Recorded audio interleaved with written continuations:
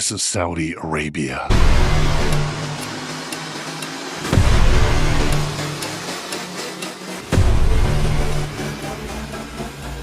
Breaking news from Saudi Arabia, where extreme rains have caused torrential floods in the Al Aiz region of Medina. The situation is dire, with many stranded and in need of assistance. Let's get the latest updates and footage from the ground.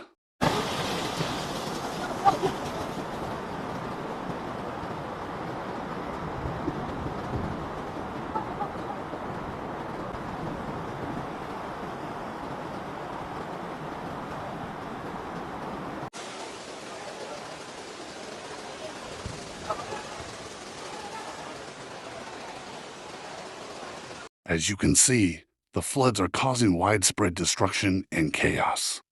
The heavy rains have overwhelmed the drainage systems, leaving many areas underwater. Weather experts say it's clear that climate change is playing a role in these unprecedented rains and floods.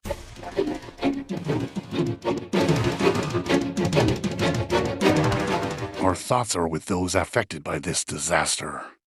We'll continue to monitor the situation and provide updates as more information becomes available.